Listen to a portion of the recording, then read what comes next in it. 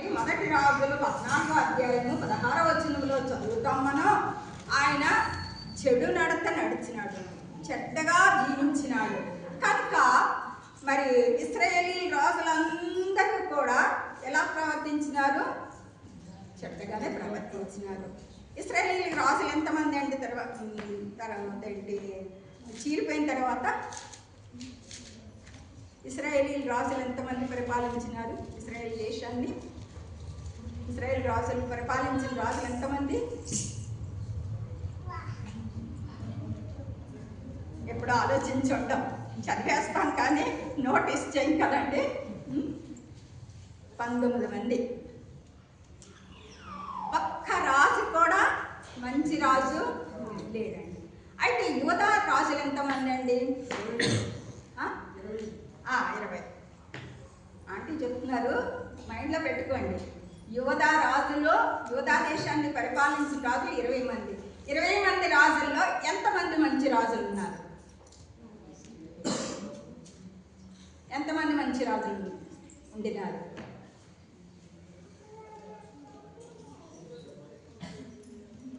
ఎవరన్నా అడిగితే Sunday school పిల్లలకి చెప్పాలంటే ఏం చెప్తామండి? మనకే తెలియకపోతే 8 మంది. 8 మంది మంచి రాజులు పరిపాలించినారు. ఇప్పుడు మనం ఆ 8 మందిలో ఇక్కడ మనం చదువుతూ వచ్చినాం కదా, హిజ్కియా వేళను ఆరంభించెను. అతడు ఎలాంటి వాడంట? 3వ వచనములో, దావీదు చేసినట్లు అతడు యెహోవా దృష్టికి పూర్ణముగా నీతిని అనుసరించెను. దావీదు గురించి మనం చదువుతాము. బెత్షెబా విషయంలో ఒక్క విషయంలోనే పాపం చేసినాడు అని కూడా రాయబడి ఉందండి. అంటే ఆయన యథార్థవంతుడు, పశ్చాత్తాప హృదయాన్ని కలిగి ఉన్నవాడు. తర్వాత ఆయన నీతిమంతుడని ఇక్కడ మనము చదువుతాం. పూర్ణముగా అంటే సంపూర్ణంగా, ఏ లోపం కూడా లేకోకుండా సంపూర్ణంగా ఎట్లా ఉన్నాడంటండి? నీతిని అనుసరించెను. ఉన్నత స్థలములను కొట్టివేసి, ఇది ఎవరండి? ఎవరి గురించి చదువుతున్నాం మనం ఇప్పుడు? చిన్నపిల్లలు చెప్పండి అమ్మా, ముందుకు వచ్చిన వాళ్ళు గట్టిగా చెప్పండి, మైండ్లో ఉండిపోతుంది మనకి. హిజ్కియా ఎన్నో వింటాము, ఈ చెవిని విని ఈ చెవిని కాదు, మనం హృదయంలో లిఖించేసుకోవాలి. మన చేతిలో నుండి బైబిల్ తీసివేయబడే దినాలు వస్తాయంట అని నేను చదివేదాన్ని, అని వినేదాన్ని. ఇప్పుడు నిజంగా ఆ దినాల్లో మనం ఉన్నామా లేదా చెప్పండి? ఉన్నాము. కనుక మన దేవుడి వాక్యాన్ని మన మైండ్స్లో, మన మనసులో, మన హృదయంలో మనం గట్టిగా సీల్ చేసుకోవాలి, భద్రం చేసుకోవాలి. అయితే హిజ్కియా గురించి మనం చదువుతున్నాం. ఇంకేంటంట 4వ వచనము, ఉన్నత స్థలములను కొట్టివేసి, విగ్రహములను పడగొట్టి, దేవతా స్తంభములను పడగొట్టి, మోషే చేసిన విత్తడి సర్పములను చిన్నాభిన్నములుగా చేశాను. దానికి ఇశ్రాయేలీల నిగుష్టానాన్ని పేరు పెట్టి దానికి ధూపమేయచ్చు వచ్చి ఉండిరి. 5వ వచనం మనకి ఇంపార్టెంట్ అండి. అతడు ఇశ్రాయేలీల దేవుడైన యెహోవా యందు విశ్వాసం ఉంచిన వాడు. హిజ్కియాలో ఉన్నటువంటి ఒక గుణంను మనం చూస్తున్నాము. ఆయన యెహోవా యందు విశ్వసించిన వాడు. అతని తర్వాత వచ్చిన యూదా రాజులలో, అతని పూర్వీకులైన రాజుల్లోను అతనితో సమానమైన వాడు ఒకడును లేడు. అతనితో సాటి అయిన వారు, సమమైన వారు ఒక్కరు కూడా లేరంట. ఎంత మంచి సాక్ష్యం అండి! నిజంగా ఈ సాక్ష్యం మనం కలిగి ఉంటుందామా? కలిగి ఉండాలి. అందుకే మన ఆయుష్ని ఇంకా దేవుడు పొడిగిస్తున్నారు. 2025 అయిపోతుంది. దేవుని చిత్తం అయితే 26లో కూడా మనం ప్రవేశిస్తూ ఉంటాము. ఎలా ఉండాలి? నీతిని అనుసరించి నడవాలి. రెండోది మరి విశ్వాసంతో మనం ఉండాలి. తర్వాత మూడోది ఏంటంటే అతనితో సమమైన వాడు ఒకడు కూడా లేడు. అంటే ఆత్మీయ విషయంలో, మరి విశ్వాస విషయంలోనేంటి, నీతి విషయంలోనేంటి, దేవుడి కార్యాల విషయంలోనేంటి ఆయన ఎలా ఉన్నారంట? అందరికంటే ప్రత్యేకంగా ఉన్నారు అని మనం చదువుతూ ఉన్నాము. ఎందుకు ఎంత పర్టికులర్గా ఈ విషయం రాసిందో అది కూడా మనం చూద్దాం. అతడు యెహోవాను హత్తుకున్నాడు. ఆయనను వెంబడించుట్లో వెనుక తీయక ఆయన మోషేకు ఆజ్ఞాపించిన ఆజ్ఞలన్నిటినీ గైకొనుచుండెను. ఈ లాస్ట్ డేస్లో, ముఖ్యంగా ఈ లాస్ట్ డేస్లో మనము ఆయన ఆజ్ఞలను, ఆయన కట్టడలను, ముఖ్యంగా ఆయన మాట వినే విషయంలో ఈ దినాల్లో చూడండి, చిన్న పిల్లల్లో కూడా మాట వినే స్వభావము లేదు. అవిధేయత ఎక్కువైపోతుంది. అవిధేయులు, తల్లిదండ్రులకి అవిధేయులు అనే మాట మనం ఇప్పుడు ఈ దినాల్లో చూడగలుగుతూ ఉన్నాము. అయితే ఇవంతా కూడా దేవుని హత్తుకునేటట్లు, దేవుని ఆజ్ఞలు అనుసరించి నడుచుకునేటట్లు, దేవుని మాట వినేటట్లు ఎవరు నేర్పించినారు? తనకై తను నేర్చుకున్నాడండి. ఎలా వచ్చింది ఇదంతా కూడా? తల్లి నేర్పించింది. ఎవరో? తన తల్లి పేరు ఏం పేరు? అబి. అయితే 2వ దినవృత్తాంతాల్లో వచ్చేద్దాము. అది ఏ మాటలు ఉంటాయి కానీ కొంచెం డిఫరెన్స్ ఉంది చూడండి. 2వ దినవృత్తాంతాల్లో 29:1 నుండి చదవండి. ఆరంభించినప్పుడు 25 ఏళ్ల వాడై 29 సంవత్సరములు యెరూషలేములో ఏలెను. అతని తల్లి జకర్యా కుమార్తె, ఆమె పేరు అబియా. అతని తల్లి జకర్యా కుమార్తె అని విడదీయకూడదు, అక్కడ గ్యాప్ రాకూడదు. అతడు తన పితరుడు దావీదు చర్య ఎంతటి ప్రకారము యెహోవా దృష్టికి యథార్థంగా ప్రవర్తించెను. చూడండి, అతడు తన పితరుడు దావీదు చర్య అంతటి ప్రకారం యెహోవా దృష్టికి యథార్థముగా ప్రవర్తించెను. అతడు తన ఏలుబడి యందు మొదటి సంవత్సరము మొదటి నెలను యెహోవా మందిరపు తలుపులను తెరిచి వాటిని బాగు చేసినాడు. చూడండి, దేవుని ఎంతగా ప్రేమిస్తూ ఉన్నాడో. ఎలా ఉన్నాడంటండి? మందిరపు తలుపులను తెరిచి వాటిని బాగు చేసి, తర్వాత యాజకులను లేవీయులను పిలవనంపి తూర్పుగానున్న రాజవీధుల్లో వారిని సమకూర్చి వారికి ఇలాగూ ఆజ్ఞాపించను. ఏమని ఆజ్ఞాపించినాడంటండి? లేవీలారా, నా మాట ఆలకించుడి. ఇప్పుడు మిమ్మల్ని మీరు ప్రతిష్ఠించుకొని మీ పితరుల దేవుడైన యెహోవా మందిరమును ప్రతిష్ఠించి పరిశుద్ధ స్థలములో నుండి నిషిద్ధ వస్తువులన్నింటినీ బయటకు కొనిపోవుడి. ఈ లోకంలో ఇప్పుడు ఎవరు ఏర్పాటు చేస్తున్నారు లోకాన్ని అండి? ఎవరు ఏర్పాటు చేస్తున్నారు? గట్టిగా సాతాను ఏలుచుట లోకంలో మనం ఉన్నాం. ఇప్పుడు ఎటు చూసిన సాతాను క్రియలు ఎలా ఉన్నాయి? ఎక్కువైపోతూ ఉన్నాయి. మన జీవితాల్లో కూడా ఉన్నాయి, మన కుటుంబాల్లో ఉన్నాయి, ఇంకా మన సంఘాల్లో అయితే చెప్పక్కర్లేకుండా మనం ఎంత ప్రత్యేకింపబడిన సంఘముగా ఉండేది ఎక్కడోనూ అంటే, మరి ఇప్పుడు మనం చూస్తూ ఉంటే మనకి బాగా తెలిసినవి ఆ విషయాలన్నీ కూడా. అందుకని ఇక్కడ నిషిద్ధ వస్తువులన్నిటినీ బయటికి పారేయండి. నా జీవితంలో ఇంకా నిషిద్ధమైనవి ఉన్నాయా? కోపం, ఈర్ష్య, ద్వేషం, సహించుకోలేనటువంటి పరిస్థితి, ఓర్చుకోలేనటువంటి పరిస్థితి, క్షమించలేనటువంటి పరిస్థితి, ఇంకా నాలో దేవునికి ఇష్టం లేనివి, నిషిద్ధమైనవి మనలో ఉన్నాయా? ఇక్కడ చెప్తున్నాడు, నిషిద్ధమైన వస్తువులన్నింటినీ బయటికి కొనిపోవుడి. మన పితరులు ద్రోహులై మన దేవుడైన యెహోవా దృష్టికి చెడు నడతలు నడిచి ఆయనను విసర్జించి ఆయన నామమునకు పెడముఖం పెట్టుకొని దాన్ని అలక్ష్యము చేసి, ఇంకా మనం కిందకు చదివితే ఇంకా కూడా ఎన్నో ఉన్నాయి. కనుక మనం దేవుని సన్నిధికి వెళ్ళినప్పుడు మనకు మనం హృదయాన్ని పరిశీలించుకోవాలి. ఇప్పుడు చూడండి, హిజ్కియా వెళ్ళి చేసినాడు అని అంటే ఇవన్నీ విసర్జించాలి, ఇలా ఉండాలి అని నేర్పించింది తల్లి అని మనం చదువుతున్నాం. తల్లిలో ఆ గుణం లేకపోతేనే కదా చెప్పగలదు కదండి. ఇప్పుడు ఒకవేళ నేను ఇంత మీకు బోధ చేయొచ్చు, ఒకవేళ ఈ చెప్పే విషయాలు ఏదైనా నాలో ఉంటే నేను ఎంత చక్కగా చెప్పినా కానీ అది వినేవారిలో ఎఫెక్టివ్గా ఉంటాయండి, పని చేస్తాయా? ఇప్పుడు మన పిల్లలు ఉంటారు, తల్లి రే అబద్ధం ఆడొద్దురా, అబద్ధం ఆడొద్దు, అబద్ధం ఆడొద్దు అని చెప్తుంది. అంటే నేను జస్ట్ ఒక్క ఉదాహరణ చెప్తున్నాను. అమ్మే అబద్ధం ఆడి, నాన్నే అబద్ధం ఆడి పిల్లడికి అబద్ధం ఆడొద్దని నేర్పిస్తే వాడు ఏమంటాడు ఒక రోజండి, అమ్మ నువ్వు అసలు ఆడే అబద్ధం ఆడవుతావు అంటాడా లేదా? ఆ పిల్లోడు పని చేయలేదు, కానీ ఆ పిల్లోడు మనకే నేర్పించేవాడు మనం. ఎందుకంటే తల్లి అవియా తన ఉంది కనుక దేవుని యొక్క భయభక్తులు కలిగి ఉంది, యథార్థమైన ప్రవర్తన ఉంది, నీతిని అనుసరించి నడుచుకుంది కనుక ఆమె చెప్పిన మాటలు ఇక్కడ హిజ్కియాలో పనిచేస్తుంది. ఆయన ఆ మంచి ప్రవర్తన కలిగి ఉండటానికి ఆయనకి ప్రభు సహాయపడుతూ వచ్చినారు.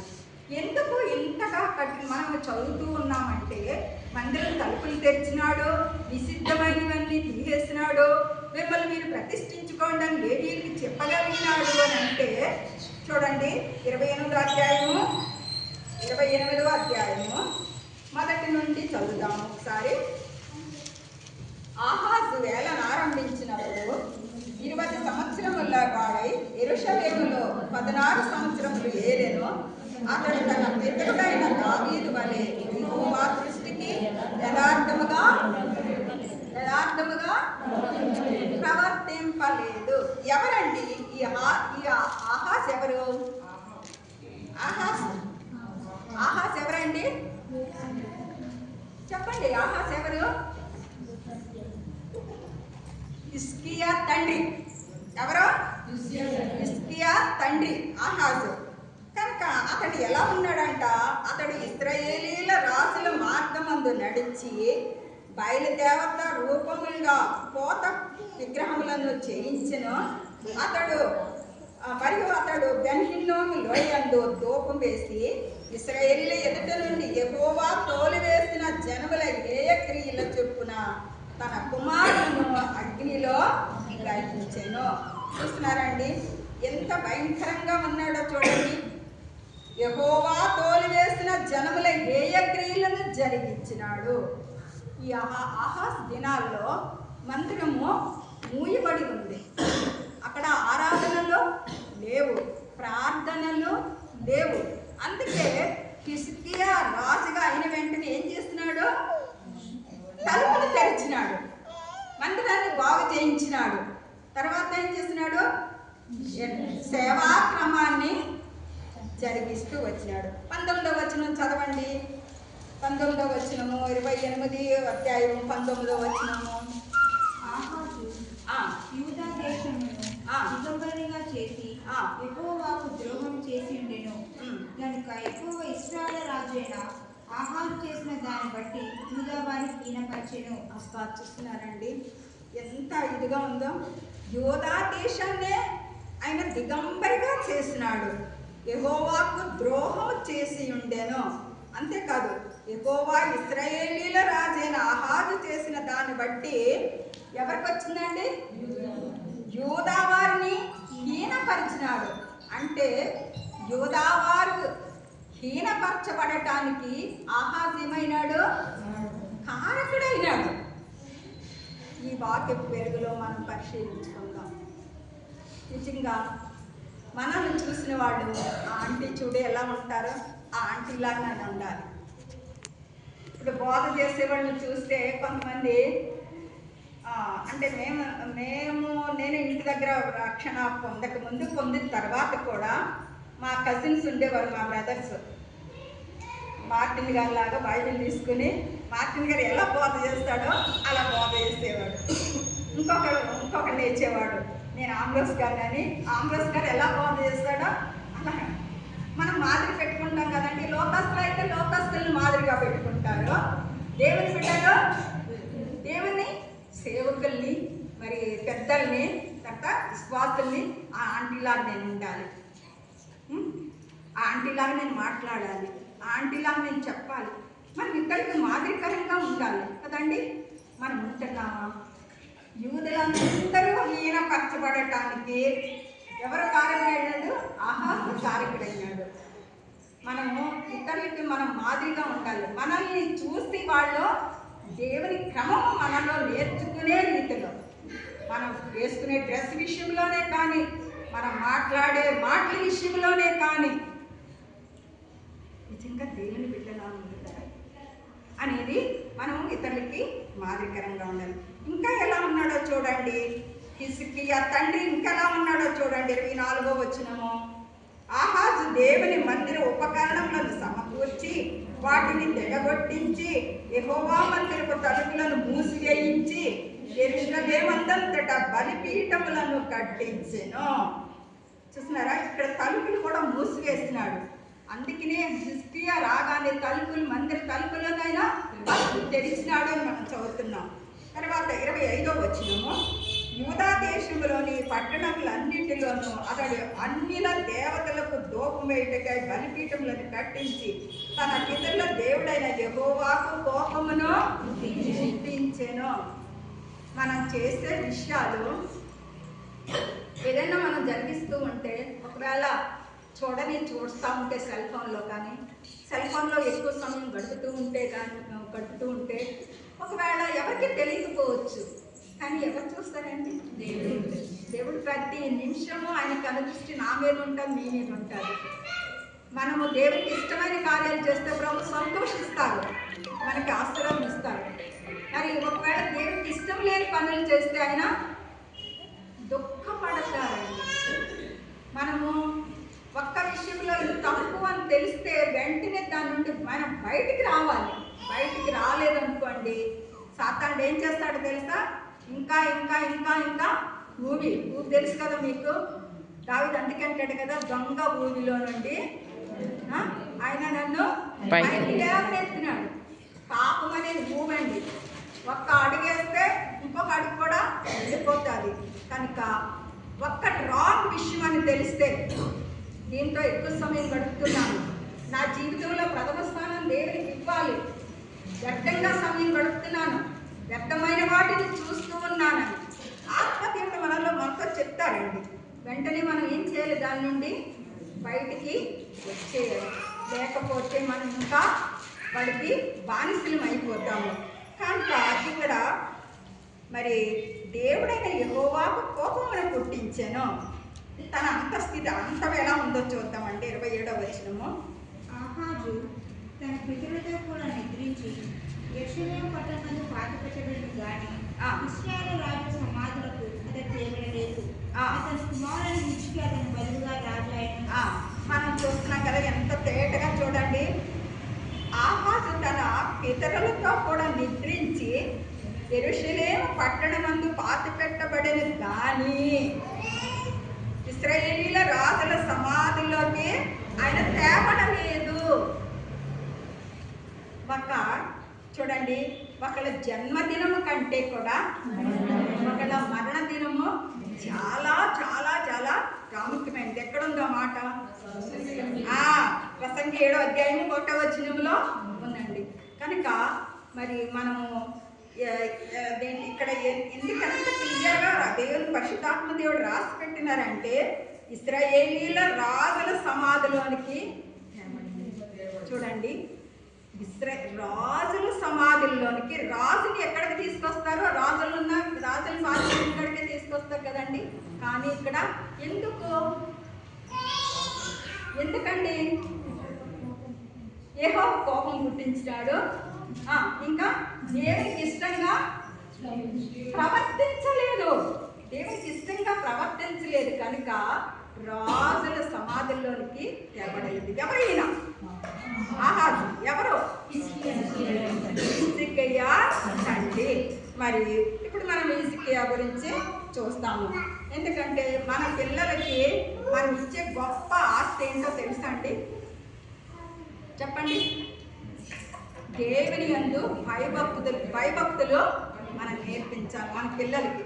చిన్నప్పటి నుండే దేవుని యందు చూడండి, హన్న ఏం చేసిందంటే చిన్నప్పటి నుండి ఆయనకి చక్కటి మార్గం దేవుని ఎలా ఆరాధించాలో నేర్పించింది. మరి దేవుని సేవకు సమర్పించడానికి తీసుకెళ్ళిన వెంటనే ఆ పిల్లవాడు ఏం చేస్తున్నాడని రాస్తుంది సమూయేలు గురించి. రొక్కేను అని ఉంది. ఇంగ్లీష్ బైబిల్ ఏమంటుందంటే ఈ వర్షిప్ రాసి ఉంటుంది. మనకి చిన్న పిల్లలకి అప్పుడు మా పిల్లలందరూ పెద్దోళ్ళు అయిపోయినారండి అని మనం అలాంటి వాళ్ళని చెప్పొచ్చు, ఇప్పుడు ఎలా నేర్పించాలి అనేసి. కానీ మనకు మనములు ఉన్నారు, అమ్మమ్మలంగా నానమ్మలంగా మనం చేయవలసింది ఏంటండి? మన పిల్లలు ఒకవేళ మీరు చిన్నవాళ్ళు ఉంటే మీ పిల్లలకి నేర్పించండి క్రమం, దేవుని యందు భయభక్తులు నేర్పించండి. ఎందుకంటే లోకం చాలా ఆకర్షణీయంగా ఉంది. సాతానుడు ఏలుచున్న లోకంలో ఉన్న ఇటు చూసినా పాపం విస్తరించిపోతుంది. మంచి ఒంటిని పట్టుకోవటం చాలా కష్టం కానండి, చెడుగా వెంటనే నేర్చేసుకుంటారు. కనుక మన ప్రార్థన ఎలా ఉండాలంటే పిల్లలకి ప్రాకారంగా ఉండాలి. మన మనవలకి మన ప్రార్థనలు ఎలా ఉండాలి? ప్రాకారంగా ఉండాలి. చెడుగులో పడిపోకుండా, కీడులో పడిపోకుండా, అపాయంలో పడిపోకుండా, నష్టపోకోకుండా మన ప్రార్థనలు మన పిల్లలకి ప్రాకారంగా ఉండాలి. మనం ప్రార్థించే వారంగా మనము. అయితే ఇక్కడ మనము ఇంకా చూస్తాం ఏంటంటే హిజ్కియా గురించి ఆయన ఏం చేస్తున్నాడు, చక్కటి మార్గంలో దావీదు గురించి ఆమె మరి యథార్థవంతుడైన దావీదుని గురించి తెలియజేస్తూ వచ్చింది. ఆ మార్గంలో హిజ్కియా కూడా నడుచుకుంటూ వచ్చినారు. చూడండి, ఒక్క తల్లి గురించి చూద్దాము. ఆమె ఎలాంటి నేర్పించిందో రెండో దినవృత్తాంతాలు 22వ అధ్యాయము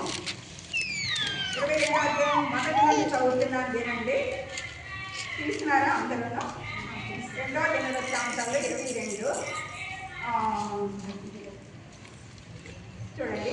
అరవీలతో కూడా దండు విడి చోటికి వచ్చిన వారు పెద్దవారందరినీ చంపిరి గనుక యెరూషలేము కాపురస్తులు అతన్ని కడగొట్టు కుమారుడైన అహజ్యాను అతనికి బదులుగా రాజుని చేసింది.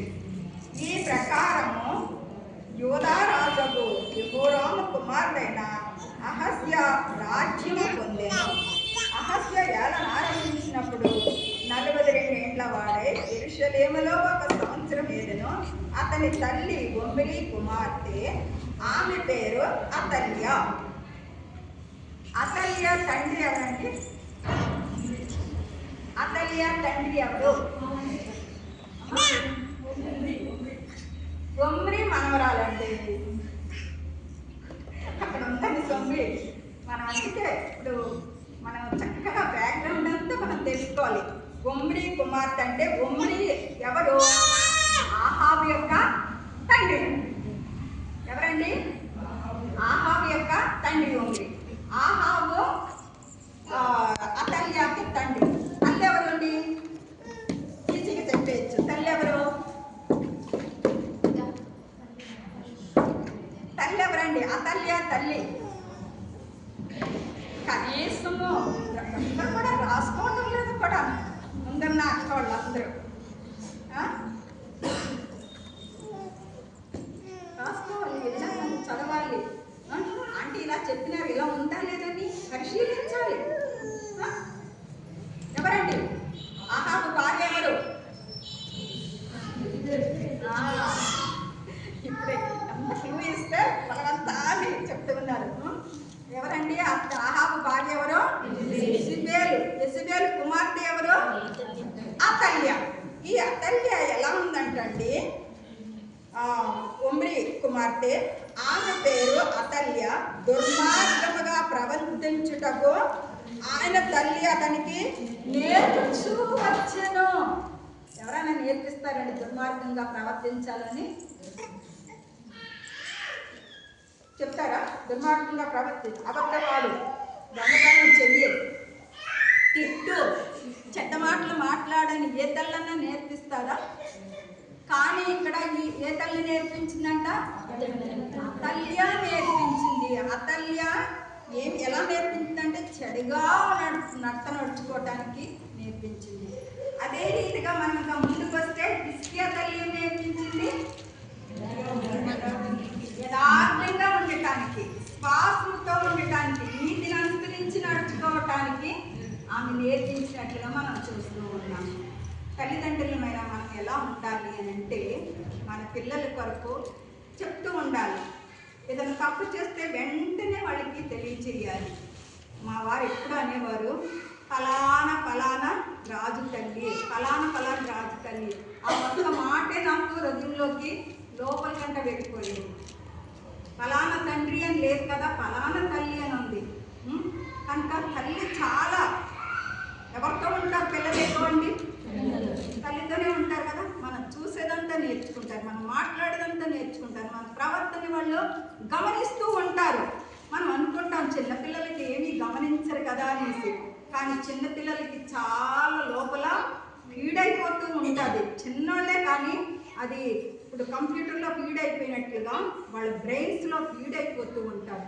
కనుక ఫస్ట్ బెస్ట్ టీచర్ ఎవరు పిల్లలకి అంటే ఎవరండి? తల్లి. సండే స్కూల్ టీచర్స్ నెక్స్ట్ తల్లి. కనుక మన ప్రవర్తన ద్వారానే మనం మా పిల్లలు నేర్చుకునేటట్లుగా ఉండాలి. మన మాటలు కూడా పిల్లలు నేర్చుకునేటట్లు ఉండాలి. నెక్స్ట్ మనం చేయవలసింది దేవుని వాక్యాన్ని ప్రార్థన, ఆరాధన మనం నేర్పిస్తూ ఉండాలి. తర్వాత వాళ్ళకి వాక్యాన్ని బోధిస్తూ ఉండాలి. మిషనరీ స్టోరీస్ని, బైబిల్లో ఉన్న కథల్ని మనము నేర్పిస్తూ ఉండాలి. తర్వాత ప్రార్థించాలి. బాలుడు నడవలసిన మార్గమానికి నేర్పము, పెద్దవాడైనప్పుడు ఆ పని ఎవరు చేసినారంటే హిజ్కియా తల్లి అబియా తను చేసినట్టుగా మనం చూస్తున్నాం.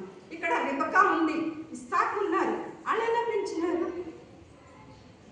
వాళ్ళిద్దరి మధ్య, అన్నదమ్ములిద్దరి మధ్య క్రోధము, కోపము, అసూయ చివరికి ఎంతవరకు వచ్చిందంటే నా తమ్ముడిని నేను చంపేస్తాను అనే కాడికి వచ్చిందండి. ఒకవేళ మనకి 2 పిల్లలు ఉన్నా, 4 ఉన్నా, 6 ఉన్నా, ఎంతమంది ఉన్నా కానీ అందరినీ సమానంగా చూడాలి. తల్లి తండ్రి యొక్క బాధ్యత ఏంటంటే ఒకళ్ళని ఎక్కువ చేసి ఒకళ్ళని తక్కువ చేసి. సాధారణంగా ఏంటంటే పెద్దవాళ్ళ కంటే చిన్న పిల్లల మీద ఎక్కువ కాన్సన్ట్రేషన్ పెడతాం. పెద్దవాళ్ళకి మైండ్లో ఉండిపోద్ది, నాకంటే తమ్ముడికి ఎక్కువ పెడుతుంది, నాకంటే తమ్ముడిని ఎక్కువ చూసుకుంటుంది, నాకంటే తమ్ముడిని ఎక్కువ ప్రేమిస్తుంది. అది డెవలప్ అయ్యి చాలా ఎక్స్ట్రీమ్కి వెళ్ళిపోతుంది. కనుక అలాంటి లేకోకుండా మనకి ఇచ్చిన పిల్లల్ని ఇస్సాకు రిబకాలా కాకోకుండా మనము హన్నాలాగా, అబియాలాగా చూడాలి. కనుక వాళ్ళల్లో ప్రేమ, 2 అన్నదమ్ములు ఉన్నారనుకోండి, వాళ్ళిద్దరిలో ప్రేమ ఒకళ్ళు అంటే ప్రేమ పొంగి పొంగేటట్లుగా మనము పిల్లల్ని ఆ రీతిగా పెంచుతూ ఉండాలి. తర్వాత మనం ఇంకా చూస్తాం చూడండి, పిల్లలకి మనము మంచి సంస్కారం నేర్పించాలి. తర్వాత జీవిత విలువలు ఏంటో కూడా వాళ్ళకి నేర్పించాలి. ఎవరన్నా ఇంటికి వస్తే పెద్దోళ్ళు కానీ సేవకులు కానీ మనం ఏం చేయాలి? క్రైస్తలాడు చెప్పమ్మా అనాలి. అవును కదా. కొంతమంది ఊర్లో అయితే బాగా చిన్నపిల్లలు అంటారు, ఏం చదువుతావు నాన్న? సరిగా చదువుకోలేని వాళ్ళు ఏం చేస్తారు? తిట్టు నేర్పిస్తారండి. తిట్టు అనేసి కాదు, మంచి సంస్కారం. ఎవరన్నా ఇంటికి వస్తే క్రైస్తలాడు చెప్పమ్మా, నమస్తే చెప్పమ్మా, ఇలాంటి జీవిత విలువలు వాళ్ళకి మనము నేర్పించే వాళ్ళకి ఉండాలి. 2వ దినవృత్తాంతాలు 29వ అధ్యాయము, 2వ దినవృత్తాంతాలు 29, 3-4 చూడండి.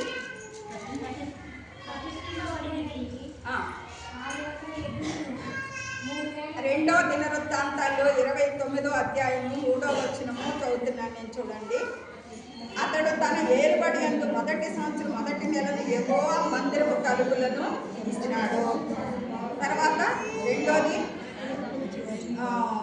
5వ వచనం చదువుతున్నాను చూడండి. నిషిద్ధమైన మందిరాన్ని ప్రతిష్ఠించాలి.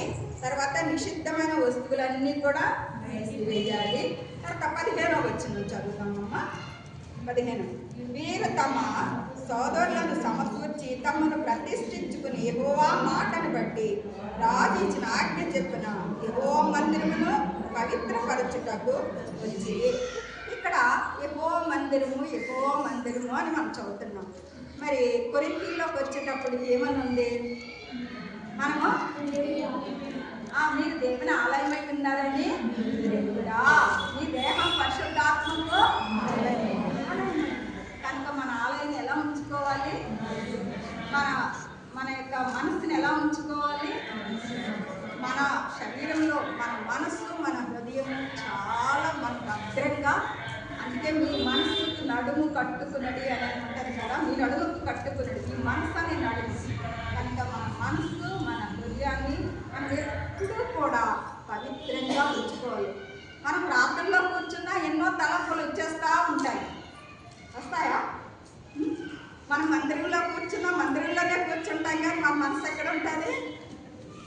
ఇండియా అంతా తిరిగి వస్తుంది. ఇండియా కాదు, లోకం అంతా కూడా తిరిగి వచ్చేస్తుంది. అలా దేవుని వాటిని విననివ్వకుండా, కాన్సన్ట్రేషన్ చేయనివ్వకుండా సాతానులు పని చేస్తూనే ఉంటాడు. కనుక అందుకే మీ హృదయానికి, మీ తలంపులకి కావాలి సమాధానకర్త అయిన దేవుడు. మన హృదయానికి, మన తలంపులకి ప్రార్థనలో వెళ్ళగానే మోకరించగానే ఎన్నెన్నో థాట్స్ వచ్చేస్తాయి. ప్రార్థన ముందుకు కొనసాగదు, అందులో ముఖ్యంగా వ్యక్తిగతంగా చేసుకునేటప్పుడు. కనుక మనము ఇవన్నిటి విషయంలో గమనిక కలిగి ఉండాలి. 16వ వచనం కూడా చూద్దాం, చూడండి. పవిత్ర పరచుటకై యాజకులు యెహోవా మందిరము లోపలికి భాగమున పోయి యెహోవా మందిరములో తమకు కనబడిన నిషిద్ధ వస్తువులన్నింటినీ యెహోవా మందిరపు ఆవరణంలోనికి తీసుకుని రాగా లేవీయులు వాటిని ఎత్తి కిద్రోను వాగులో పారవేసి. కనుక ఏమైన వస్తువులు, నిషిద్ధమైన వస్తువులన్నింటినీ కూడా కంప్లీట్గా మనలో నుండి మనము తొలగించుకున్నప్పుడే మన జీవితాల ద్వారా దేవునికి మహిమ వస్తుంది. మన జీవితాన్ని బట్టి దేవునికి సంతోషము కలుగుతుంది. అంటే మనం ఎక్కడున్నా కానీ దేవుని భయాన్ని కలిగి ఉండాలి. దేవుడు చూస్తున్నాడు, ఈ మాట నేను మాట్లాడుతున్నాను, దేవుడు వింటాడు, దేవుడు చూస్తున్నాడు అనే విషయాన్ని మనం అలాంటి భయాన్ని ఎప్పుడు కూడా కలిగి ఉండాలి. 17వ వచనము. మొదటి నెల మొదటి దినమున వారు ప్రతిష్ఠ చేయనారంభించి ఆ నెల 8వ దినమున యెహోవా మంటపమునకు వచ్చిరి. ఈ ప్రకారం వారు 8 దినములు యెహోవా మందిరమును ప్రతిష్ఠించుచు మొదటి నెల 16వ దినమున సమాప్తి చేసిరి. తర్వాత 17 మనము ఏం చదువుతామంటే 27వ వచనం చదువుదాగా. బలిపీఠం మీద దహన బలులను అర్పించుటని హిజ్కియా ఆజ్ఞాపించెను. దహన బలి అర్పణ ఆరంభముటతోడని బూరల ఊదుటతోను ఇశ్రాయేలు రాజైన దావీదు చేయించిన వాద్యములు వాయించుటలోను యెహోవాకు స్తుతిగానము ప్రారంభమాయెను. 30వ వచనం. దావీదును దీర్ఘదర్శియగు ఆసాపును రచించిన శ్లోకములనెత్తి యెహోవాను స్తుతించుడని రాసిన హిజ్కియాయు అధిపతులను లేవీయులకు ఆజ్ఞాపింపగా వారు సంతోషముతో స్తోత్రములు పాడి తల వంచి ఆరాధించిరి. మనం చూస్తాము, ఆయన నీతిని అనుసరించి నడుచుకునేవాడే కాకోకుండా మరి ఆయనకి మరి యథార్థంగా ప్రవర్తించట్లోకి ఆయనకి సాటి అయిన వారు ఎవ్వరూ లేరు హిజ్కియాకి. అంతేకాదు, ఆయన ఆరాధనాపరుడు, దేవుణ్ణి ప్రేమించేవాడు. ఇంకెలా ఉన్నాడో తెలుసా? మరి ఆయన ప్రార్థనాపరుడు కదా, అవునా కదండి? ప్రార్థనాపరుడా? ఎందుకు మనం ఎక్కడ చూస్తాం ప్రార్థనాపరుడని? యెషయా గ్రంథము, యెషయా 38వ అధ్యాయంలో చూస్తాం, చూడండి. యెషయా 38.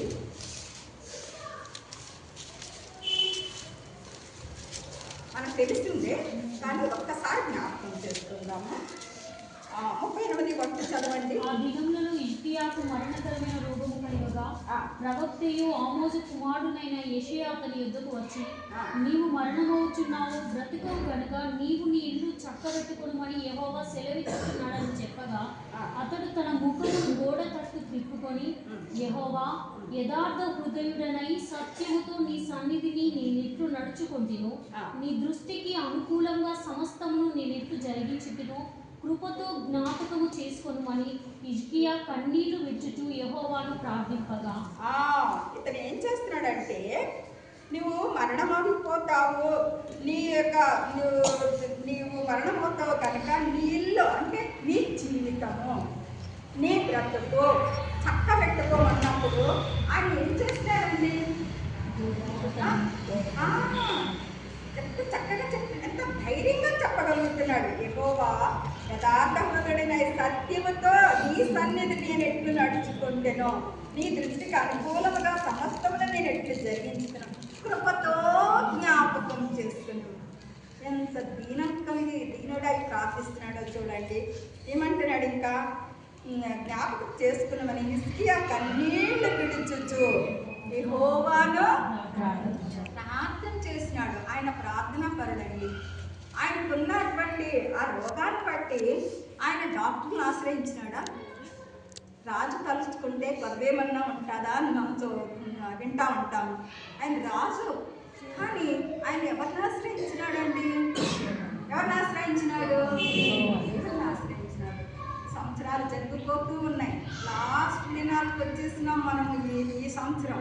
కనుక మనం ఎక్కడెక్కడ మనం తప్పిపోతూ వచ్చినాము. దేవుని ఆశ్రయించవలసినంతగా మనం ఎక్కడ ఆశ్రయించలేకపోయినాము. మరి మనుషుల మీద మనం దృష్టి నిలుపుకున్నామా? దేవుని మీద మనము దృష్టి నిలుపుకున్నాము. ఎంత సమయం దేవునికి అంగీకారంగా జీవించినాము, ఎంత సమయము లోకం కొరకు, లోక విషయాల కొరకు జీవించినాము, ఒక్కసారి మనము పరిశీలించుకుందాము. ఎందుకంటే ఎక్కడెక్కడ మరి దేవుని మీద మరి ఆధారపడవలసినది, మరి మనుషుల మీద ఆధారపడినాము. ఈ విషయంలో కూడా దేవునికి దుఃఖమే కదా. మరి మనం చూస్తాం, ఇంకా ఏం చూస్తామంటే ఆయన తన ఆరోగ్యం బాగాలేదు, నీ ఆయుష్ మరి చనిపోతావు అన్నప్పుడు దేవుని ఆశ్రయించినాడు. దేవుని నుండి 15 సంవత్సరాల ఆయుష్ను ఆయన పొందగలిగినాడు. ఆయన గొప్ప యుద్ధవీరుడు. అయితే తన సైన్యం మీద తన ఆధారపడలేదు. ఎవరి మీద ఆధారపడినాడంటే దేవుని మీద ఆయన ఆధారపడుతూ దేవుని యందు నమ్మిక ఉంచుతూ వచ్చినాడు. తర్వాత మనం ఇంకా ఆయన చూస్తాం. ఆయన గురించి ఆయనకి బలమైన విశ్వాసాన్ని కూడా ఆయన కలిగి ఉన్నారు. మరి ఒకవేళ మన విశ్వాసము మనుషుల మీద ఉంటే ఏముందంటే రోమా పత్రిక రోమా 14:2 చూడండి. చదవాలి ఎవరైనా గట్టిగా ఒకటి. అనుమానించేవాడు తినిన ఎడల విశ్వాసము లేకుండా తినును కనుక దోషి అని తీర్పు నందు. విశ్వాసం మూలము కానిది ఏదో అది పాపము. విశ్వాసం కానిది కూడా ఏంటంట? పాపము. మనం ఎదుర్కొంటున్న పరిస్థితుల్లో మనం ఎంత దేవుని ఎంత విశ్వాసం ఉంచినాము. ఇప్పుడు కూడా మనము మన జీవితంలో విశ్వాసము ప్రాముఖ్యమైనదిగా ఉన్నదా? మనకి ఏదైనా శ్రమ రాగానే ఏం చేస్తాము?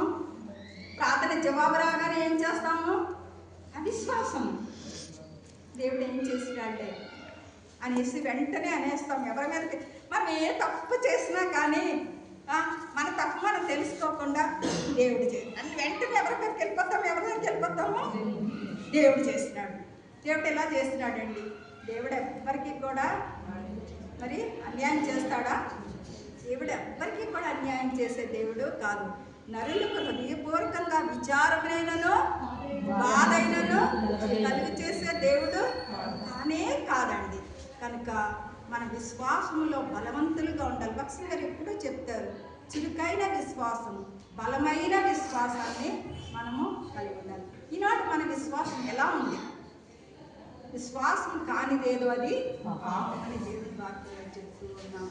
మనం ఎదుర్కొంటున్న ఏ పరిస్థితి అయినా కానీ దేవుడు చేయగలరు అని మనం వెంటనే ఏం చేయాలి? దేవుణ్ణి విశ్వసించాలి. ఏం చేయాలి? వెంటనే స్తుతించాలి, ఆరాధించాలి. మనం చాలా సంగతుల కొరకు ప్రార్థన చేస్తాము. ప్రార్థన చేసి వెంటనే దేవుడు ప్రార్థన జవాబు ఇచ్చినప్పుడు దేవుని స్తుతిస్తామా? మర్చిపోతాం. బయలుదేరినప్పుడు, ఇంటికాడ నుంచి బయలుదేరినప్పుడు ప్రార్థన చేస్తాం, ప్రభా క్షేమంగా చేర్చు అనేసి, నాకు తోడుగా ఉండాలి. ఇంటికి వెళ్ళిన తర్వాత డోర్ ఓపెన్ చేయగానే ఆ పని ఈ పని మర్చిపోతాం. కానీ వెంటనే ఏం చేయాలి? మనం అడిగిన దానికి దేవుడు జవాబు ఇచ్చినారు కనుక మనం వెంటనే ఏం చేయాలి? దేవుణ్ణి స్తుతించాలి. ఒకవేళ మనం చేసే ప్రార్థనలకి జవాబు రాలేదనుకోండి, అయినా దేవుని స్తుతించాలి. ఆలస్యమైందనుకోండి, అయినా దేవుణ్ణి స్తుతించాలి. ఒక లాస్ట్లో ఒక మాట చెప్పి నేను ముంచేస్తాను. ఒక బ్రదరు వాళ్ళ కొడుకు ఫెయిల్ అయినాడట. ఫెయిల్ అయితే థ్యాంక్స్ గివింగ్ మీటింగ్ పెట్టుకున్నారంట. అయితే మిగిలిన వాళ్ళు అడిగినారంట, ఇదేంటి బ్రదర్ ఫెయిల్ పాస్ అయ్యేదో ఫస్ట్ క్లాస్ వస్తే థ్యాంక్స్ గివింగ్ మీటింగ్ పెట్టుకుంటారు అందరినీ పిలిచి, మీరు ఫెయిల్ అయితే కూడా థ్యాంక్స్ మీటింగ్ పెట్టుకున్నారు ఏంటండి అని. చూడండి, యోబు ఏం చేస్తున్నాడు? అన్ని సమయాల్లో దేవుణ్ణి స్తుతించినాడు. కనుక ఫెయిల్ అయినందుకు కూడా దేవునికి వందనాలు. దేవుని స్తుతించాలి, అందరం కలిసి దేవుణ్ణి స్తుతించాలి, దేవుణ్ణి మహిమపరచాలి అని చెప్తున్నారు. ఇంకా తర్వాత ఎగ్జామ్ రాస్తే ఎగ్జామ్లో మంచి మార్క్స్ వచ్చి పాస్ అయినాడు. స్తుతిలో ఉన్న గొప్ప మర్మం అది. కనుక మనకు ఒకవేళ వెంటనే జవాబు రాకపోయినా కానీ కష్టమైన పరిస్థితులు ఎదుర్కొంటున్నా, దేవా ఈ పరిస్థితి నా జీవితంలో తీసుకొచ్చినావో మీ వందనాలు.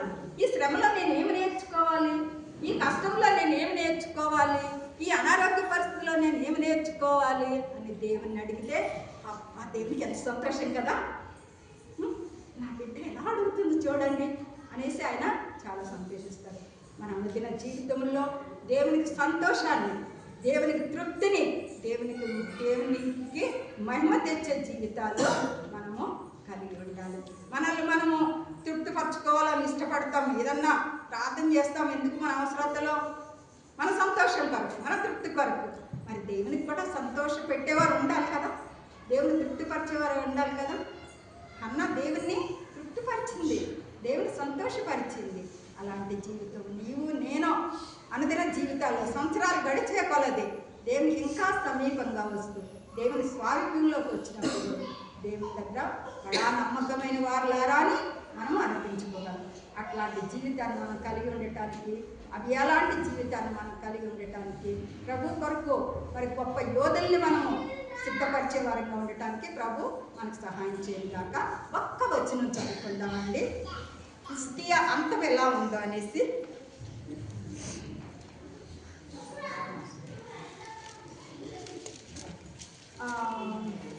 రెండవ దినవృత్తాంతాలు 31వ అధ్యాయము 31-21 చదవండి. దేవుని మందిర సేవ విషయం అంటేమి, ధర్మశాస్త్ర విషయం అంటేమి, ధర్మమంతటి విషయం అంటేమి, తాను ఆరంభించిన ప్రతి పని అతడు హృదయపూర్వకముగా జరిగించి వర్ధిల్లెను.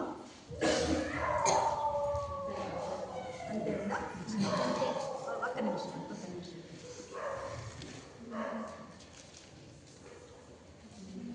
ఆయన అంత్య జీవితం ఎలా ఉందంటే చూడండి, 32వ అధ్యాయము 33వ వచనం.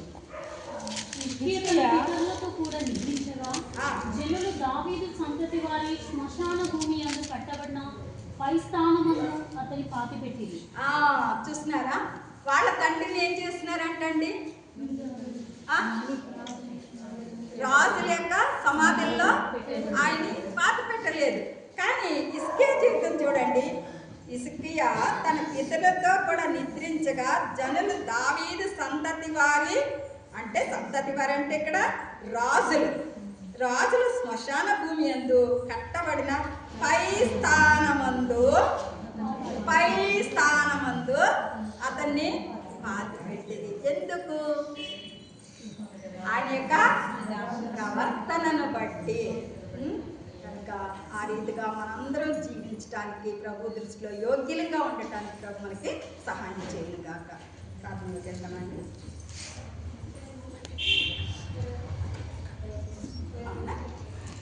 ప్రార్థన చేసుకుందాం. కళ్ళు మూసుకోండి.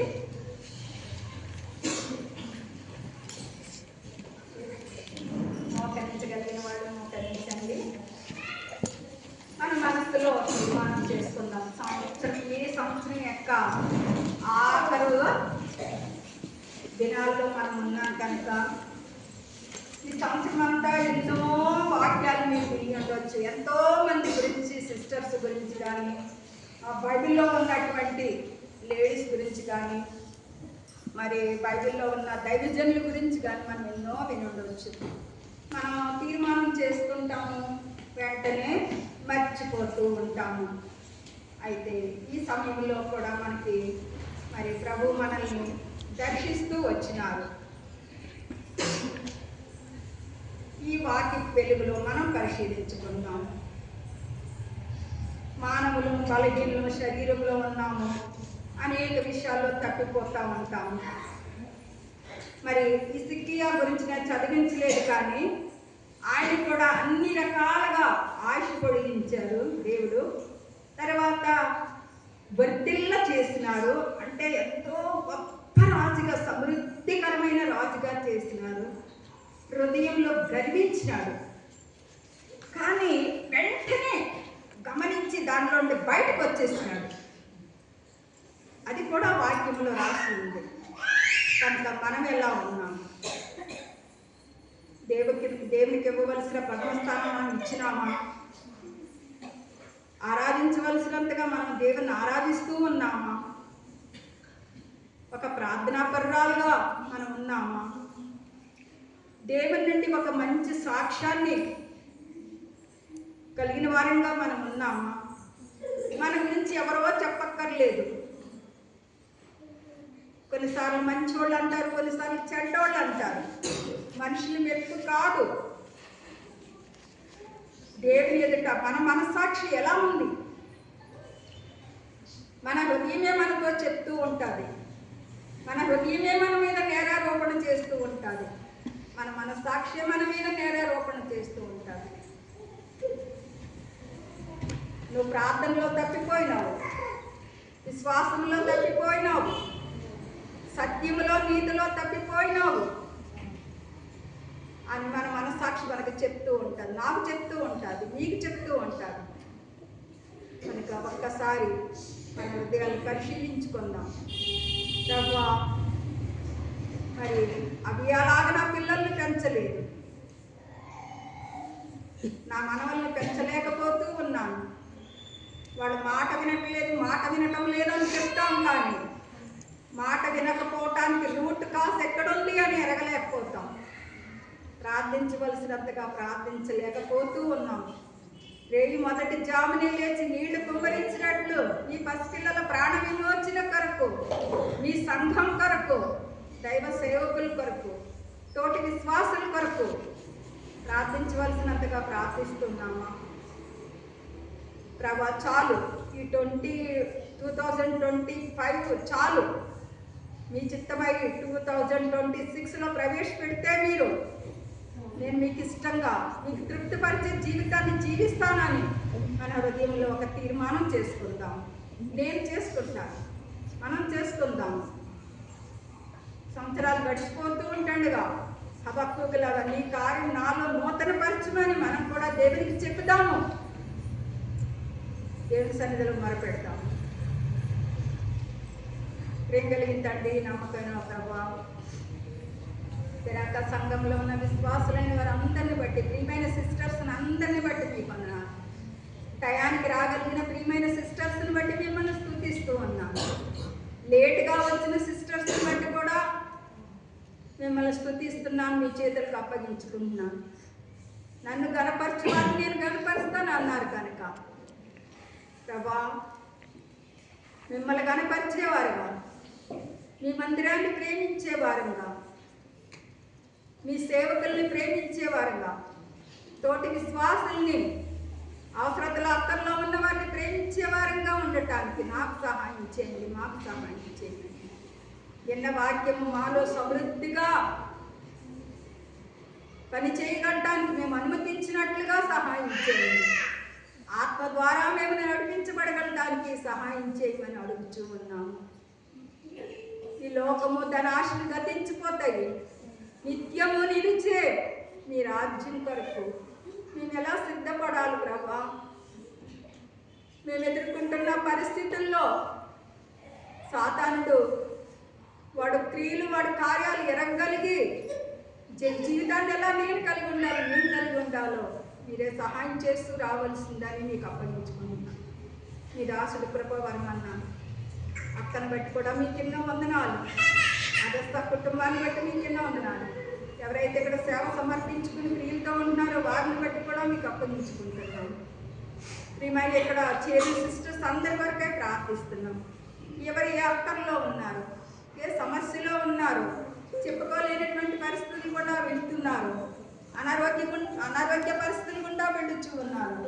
వారందరినీ కూడా మీరు జ్ఞాపకం చేసుకొని మీ కృప చెప్పున వారి అక్కర్లు తీర్చండి. మీ కరుణాహస్తము వారికి తోడుగా ఉంచి వారిని వారి కుటుంబాలని బహుగా దీవించమని తెరాప సంఘాన్ని ఇంకా అభివృద్ధి పరచవలసిందని మరి మా ఘనతా ప్రభావం మీకు ఆరోపిస్తూ అయోగ్య దాసురాలైన నాకు ప్రియమైన సిస్టర్స్తో ఇచ్చిన సహవాసాన్ని బట్టి సమయాన్ని బట్టి మిమ్మల్ని కొనియాడొచ్చు యేసు నమ్మకమైన నామంలో ప్రార్థించి అడిగి వేడుకుంటున్నాను తండ్రి.